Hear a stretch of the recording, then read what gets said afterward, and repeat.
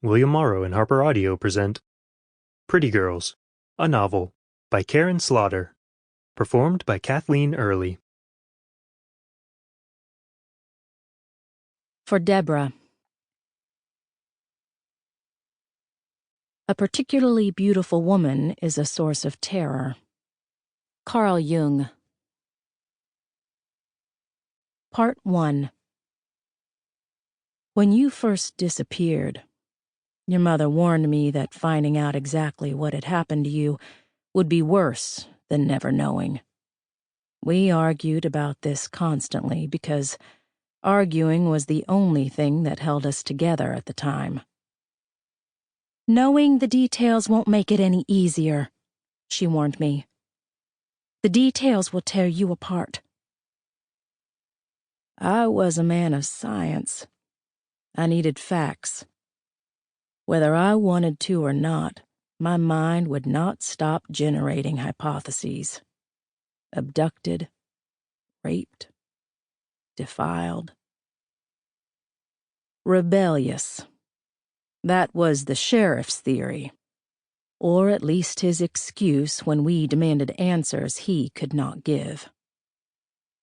Your mother and I had always been secretly pleased that you were so headstrong and passionate about your causes.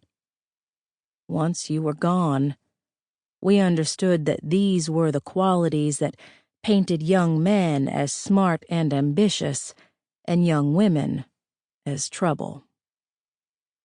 Girls run off all the time. The sheriff had shrugged like you were any girl.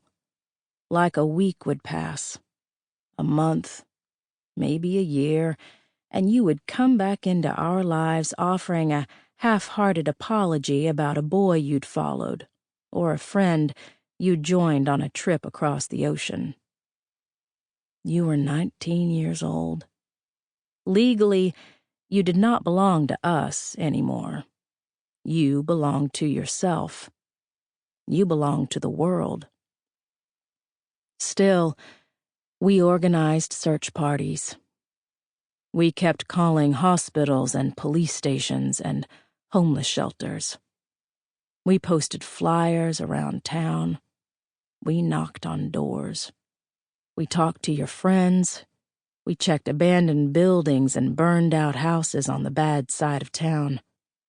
We hired a private detective who took half of our savings and a psychic who took most of the rest. We appealed to the media, though the media lost interest when there were no salacious details to breathlessly report.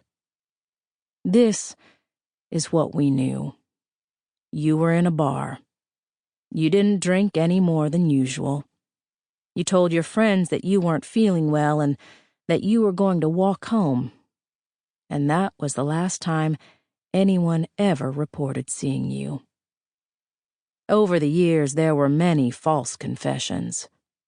Sadists rallied around the mystery of where you'd gone.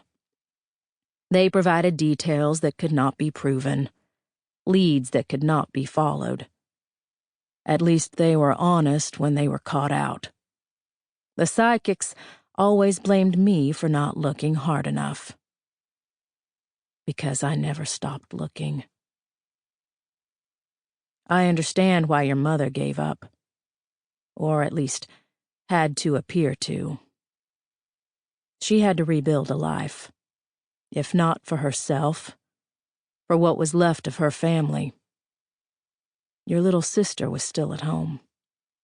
She was quiet and furtive and hanging out with the kind of girls who would talk her into doing things she should not do, like sneak into a bar to hear music and never come home again. On the day we signed our divorce papers, your mother told me that her only hope was that one day we would find your body. That was what she clung to.